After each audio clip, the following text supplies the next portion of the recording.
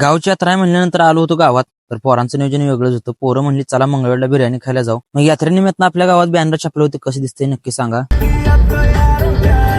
मग गाणी ऐकत ऐकत आम्ही गावातून बाहेर पडलो. तेवढ्यात मोबाईलचा नेटवर्क गेल्यामुळे काय गाणं काय नीट चालणार. त्यात ह्या दोघांची भांडणं बघा. माझा नाही ह्या पटला माझा ओळखीचा मोबाईल आहे. माझा ओळखीत आहे. नंतर ह्या दोघांची भांडणं मिटून आम्ही पोहोचलो मंगळवेढमध्ये. मग डायरेक्ट पोहोचलो बिर्याणी हाऊसला. या ठिकाणी काही चिकन थाळी मागवली, पण मी मागवली ती व्हेज बिर्याणी. यांचं जेवण निम्मं झालं तरी काही माझी अजून बिर्याणी आली नव्हती. मग शेवटी काही वाट बघण्याशिवाय पर्याय नव्हता. बाकासूर खतरनाक गपागप खाणलाय इथं. मग यांची जेवण झाल्यानंतर आपल्याला काकाने बिर्याणी आणून दिली बघा. शेवटी जेवण करून आम्ही गावाकडे निघालो. जाताना यात्रा कमिटीने आपल्याला डिझेल आणायला सांगितलेलं, म्हणून वृत्ती कसा कॅन्डा घेऊन फिरायला लागला होता. डिझेल घेतली आणि निघालो गावाकडे. माघारी जाताना जेवणाचा हिशोब गाडीमध्ये चालू होता. 92 रुपये वाटून घेतलं तर 90 रुपये 10 रुपये वाटलं स्टिंग. बरं मग येताना चिकन 65 आपल्या शुभम पाटीलचं पार्सल आणलं होतं. मग ते दिलं आणि आम्ही पोहोचलो चौकामध्ये. चौकामध्ये गेल्यानंतर ऋतिक मला गाडीत उतरताना आपली शूटिंग काढ बघा मग कसा उतरतोय.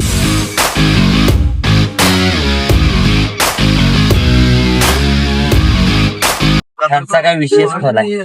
भेटूया नेक्स्ट व्हिडिओ मध्ये आणि पेजला फॉलो करायला विसरू नका.